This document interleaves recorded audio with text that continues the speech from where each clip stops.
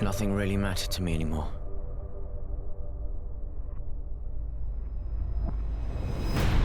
You are now in Camp 19. If you watch your step, we will get along just fine. With the recent emergence of a robust indie scene and smaller publishers pushing out quality titles, the video game scene is akin to California in 1849.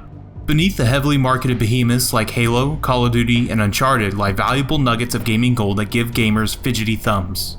Mars Warlogs was released in April of 2013, with little press attention as a download-only title promising everything that a big-budget RPG offers at a cut-rate $20 price tag. A morality system, comprehensive combat, and meaningful narrative choices are all features that the studio Spiders has been touting, rather ambitious for a budget title. Warlogs takes place in the midst of a war between two guilds on a terraformed Mars who are trying to control water on the Red Planet.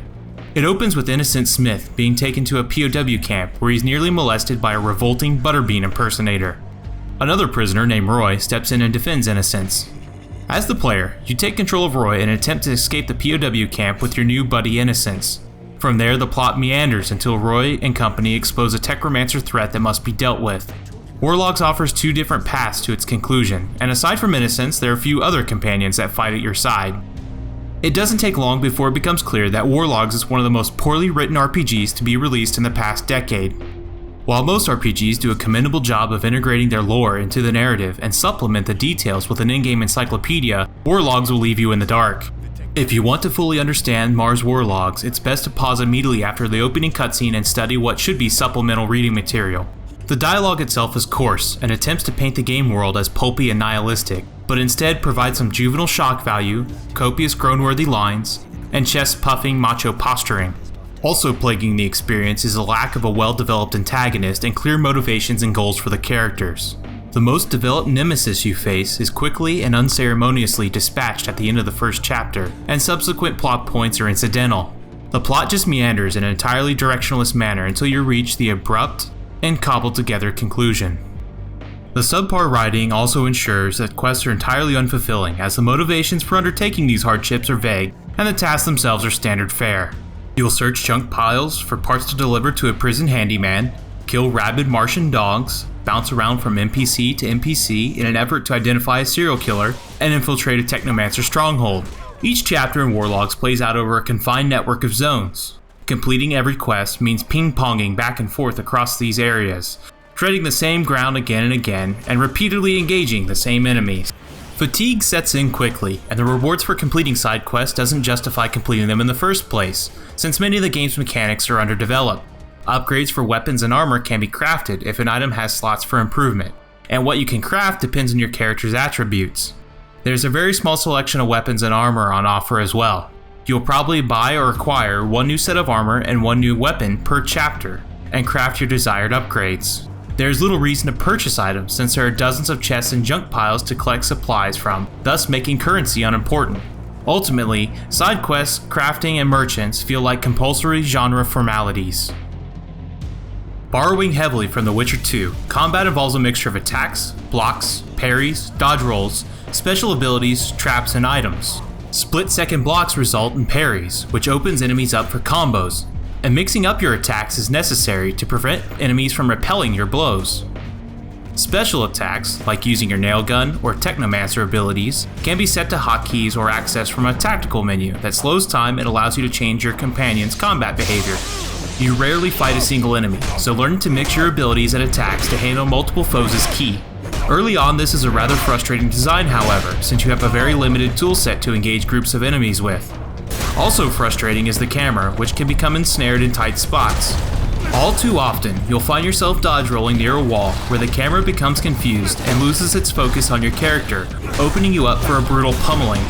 Companions also help keep the heat off your character, but they're not terribly effective in combat, often dying. All in all, the combat in Warlogs is the most engaging thing it offers, though not the most original. Mars Warlogs also features a morality system, as well as allowing the player to make choices that influence the narrative. The morality system hinges on your choice to kill your opponents for additional currency in the form of serum or spare their lives. It's a flimsy system that fails to offer any major consequences for your actions, nor does it engage you by forcing you to make difficult moral judgments. There is no weight to this system, it's merely another way to shape your character. By being a good boy, you get better prices from merchants and an ability that makes your companion stronger, while Naughty Roy has more cash to blow and a better chance of delivering critical blows. The choices that the player is able to make are basically forks in the road. Late game quests give you the option of how you want to accomplish a task, and the way you choose to proceed changes the course of the narrative. Once again, the miserable writing makes these choices pointless. Where a game like The Witcher 2 or Mass Effect 2 brings you close to characters and makes you consider the possible outcomes of a decision, Warlogs will leave you shrugging and clicking in the first option that your pointer finds. Are you sleeping with him? Mary, not every human relationship is about sleeping with people. You can appreciate someone without doing that, especially with a kid. Does that mean no? Fuck yeah, that means no. The final requisite element that Warlogs insists on incorporating into the mix is romance. In the final third of the game, the player will be given a choice of who to woo. The characters available for romantic conquest are not in your party for long, and they are anything but well developed, intriguing, or alluring. If personalities had flavor, then I would say the two characters available for me to seduce would taste like lukewarm water. You're often so cold and merciless. How did you become that way? It takes 2 extended conversations with these talking blow-up dolls to find yourself rewarded with a brief, awkward cutscene that seems to depict a pair of 40-year-old virgins awkwardly fumbling at one another as though they're being held at gunpoint.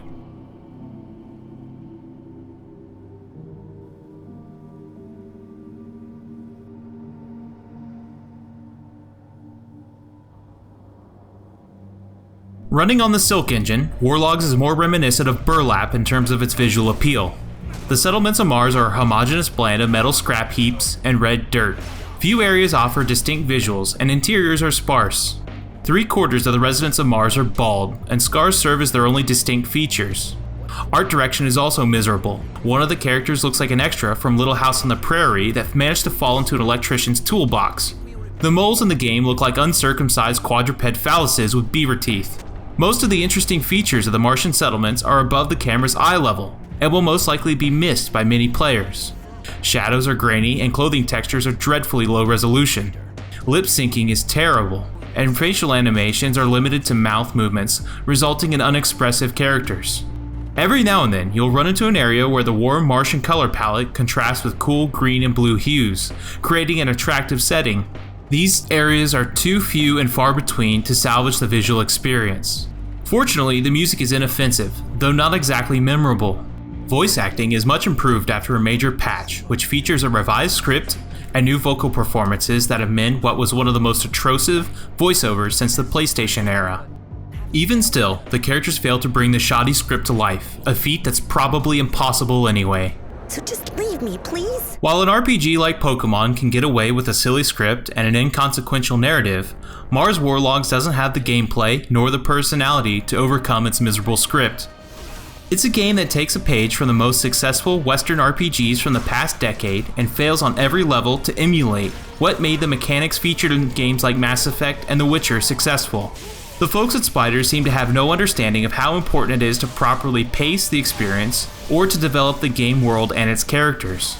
A combat system that is largely inspired by The Witcher 2 is the only real high point of the experience. While there are still gold nuggets to be found in the gaming landscape, don't waste your time on this chunk of pyrite.